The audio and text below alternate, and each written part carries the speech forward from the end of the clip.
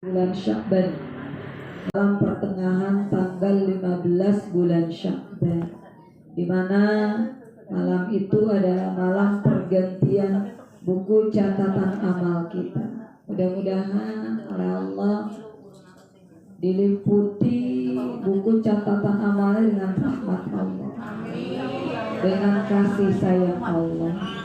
Karena ketika buku itu diliputi dengan rahmat Allah, kasih sayang Allah, maka jelas-jelas semuanya dosa-dosa itu sudah diampuni oleh Allah. Dan semua kebaikan-kebaikan yang pernah kita lakukan itu akan diterima oleh Allah, karena semuanya adalah rahmatnya Allah, kasih sayang Allah. Untuk setelah melaksanakan malam nisfu Sya'ban tanggal 15 Sya'ban, kita sudah tidak disunahkan lagi berpuasa, kecuali melaksanakan puasa qadha atau puasa nazar, puasa wajib. Itu boleh dilakukan di tanggal 15 Sya'ban sampai sebelum tanggal 31 Ramadan. Ya, untuk puasa-puasa sunat sudah dimakruhkan. Jadi kita tidak boleh lagi melaksanakan puasa-puasa sunnah setelah tanggal 15 Sya'ban. Baik Ibu, sekedar informasi, tanggal 15 Sya'ban adalah insya Allah kita jatuh pada malam Selasa besok. Nah, Allah akan mengampuni dosa siapapun. Dosa hamba siapapun akan diampuni oleh Allah selama ruhnya belum sampai di tenggorokan, selama dia belum masuk ke liang lahat, selama matahari belum terbit dari arah barat, ya, selama matahari masih terbit dari arah timur, maka selama itu pula semua pintu tobat dibuka oleh Allah. Selama ruh kita belum sampai di tenggorokan, selama itu sudah begitu luas pintu rahmat dan ampunan Allah. Sedangkan yang bisa menghapus dosa, yang bisa menghapus kesalahan, itu adalah taubat kepada Allah. Sebelum malam nisfu Sya'ban, maka berusahalah kita belajar mendekatkan diri kepada Allah. Namun dosa sebanyak apapun, taubat selama apapun, itu tidak akan diampuni sama Allah kalau masih ada. Nah ini, ya, dosa hablum minan nasnya, dosa hakun nasnya, dosa yang bertali berkaitan dengan sesama manusia. Sekalipun dia istighfar, sekalipun dia sholat taubat, sekalipun dia minta ampun kepada Allah, sekalipun dia berbuat kebaikan seperti sholat, puasa dan lain sebagainya, tapi kalau masih ada al-hikdu, kebencian, masih ada dendam, masih ada permusuhan, masih ada perdebatan, nah ini yang menyebabkan terhambat diterima taubatnya kita oleh Allah. Jadi mulai dari sekarang belajarlah memiliki hati yang penuh dengan rahmat, hati yang penuh dengan kasih sayang kepada siapapun. Karena hati yang rahmat ini akan menurunkan rahmat Allah pula. Irhamu man fil ardi yarhamkum man fis sama. Kalian menurunkan rahmat, kalian menebar rahmat di muka bumi ini, menebar kasih sayang di muka bumi pada siapapun, maka makhluk yang ada di langit itu akan menebar rahmat buat kita. Siapa dia? Para malaikat-malaikat Allah. Nah, berarti kalau dalam hati ada rahmat, berarti tidak ada kebencian. Kalau masih ada dalam hati kebencian, berarti tidak ada rahmat di dalamnya. Gimana kalau 50-50? Kalau 50-50, rahmat ayah, kebencian juga ada. Siapa yang lebih kuat? Siapa yang bisa mengalahkan? Nah, ketika kebencian ini lebih kuat mengalahkan rahmat, maka itu akan menutup pintu tobat Allah. Tapi ketika rahmat itu melebihi daripada kebencian, maka itu justru membuka pintu rahmat Allah. Karena emang benar-benar ujian mah pasti ada. Ujian mah pasti lagi enak-enak, lagi tenang-tenang, lagi semangat-semangat, ada aja yang bikin hati misalkan kesel, yang bikin hati kecewa, yang bikin hati nambah ibu-ibu marah. Ini hati nih, karena hati orang bukan rasa. boga rasa kesel, boga rasa marah, boga rasa kasinggung, boga rasa kecewa. Udah pasti kalau ada sesuatu yang mengecewakan, yang membuat kita kesal, yang membuat kita sakit. Nah, berarti itu adalah bentuk ujian dari Allah. Ketika Allah menguji seorang hamba dengan bentuk tersebut, karena Allah pengen tahu sebesar apa sabarnya kita melakukan menahan dari al-hikdu, kebencian tersebut.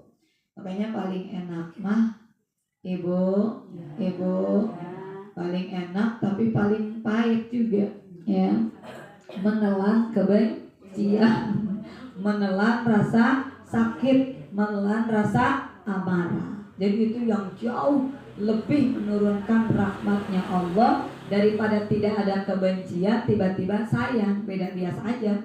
Orang kagak benci, orang kagak marah, orang kagak kesal tuh wajar sayang juga. Ya, Bu, karena hatinya gak kenapa-napa. Tapi ketika hati benci, ketika hati kesel, ketika hati sakit, masih tetap tumbuh di dalam hati rahmat, itu jauh berkali lipat yang menurunkan rahmatnya Allah. Jadi yang pertama, yang menghambat malam nisfu Sya'ban, malam tanggal 15 Sya'ban, tidak turun buat dia rahmat dan ampunan Allah kalau di dalam hatinya masih ada al-hikdu, kebencian, permusuhan, perdebatan yang menyebabkan Allah tidak mengampuni dosa-dosanya. Sekalipun dia istighfar, sekalipun dia sholat taubat, ini hakun nas ini jauh lebih berat daripada hak Allah. Ya, kalau dosa sama Allah begitu mudah. Kita tinggal sujud, kita tinggal baca la ilaha illa anta subhanaka inni kuntu minaz zalimin. Karena lalainya kita dalam ibadah, karena tidak khusyuknya kita dalam sholat, karena merasa kurangnya dalam rasa syukur kita sama Allah. Itu ketika tetesan air mata jatuh saja dari mata kita karena sebab kita merasa lemah di hadapan Allah, merasa kotor di hadapan Allah, itu udah langsung Allah ampuni. Tapi kalau dosa hakun nas, ini ya, apalagi kalau sama orang tua, ya, apalagi kalau sama orang tua, ya, orang tua, mertua, guru, ini hati-hati, ya, jaga hubungan baik kita dengan mereka. Karena dengan sebab rahmat yang ada dalam hati kita kepada mereka, dan dengan sebab rahmat mereka yang ada dalam hati mereka semuanya, maka itu menurunkan rahmatnya Allah. Satu ibu-ibu ya. Yang keduanya, tidak akan diterima taubatnya oleh Allah di malam nisfu Sya'ban ketika Allah buka lebar-lebar pintu rahmat dan ampunannya di malam yang penuh dengan keberkahan. Buat siapa? Buat orang yang masih mendawamkan sesuatu yang haram, baik itu riba, baik itu makanan-makanan yang haram. Nah, ini yang akan menjadi penghambat kenapa dosa kita tidak diampuni, penghambat kenapa sholat ibadah kita tidak diterima, penghambat kenapa sebabnya Allah tidak turunkan rahmat, karena masih mempergunakan sesuatu yang haram. Baik dari makanannya, minumannya, rezekinya, fasilitasnya, semuanya dah. Kalau ada dari salah satu dari yang haram aja, nah ini bisa menghambat diterimanya taubatnya oleh Allah. Mudah-mudahan Allah jaga kita semuanya ya. Mudah-mudahan semua dapatkan rizki yang halal, yang barokah, yang kita pergunakan dari mulai ujung kepala sampai ujung kaki nih, semuanya pakaiannya adalah insyaallah yang halal dan barokah. Semua yang dimakan, yang diminum, yang disediain buat keluarga, itu semua terjaga dari yang haram, terjaga dari yang riba. Kenapa? Karena riba itu, ibu-ibu, bisa saja terjadi ketika belanja, ketika izab qabul yang tidak sah izab qabulnya, ketika misalkan perjualbelian, itu bisa saja terjadi.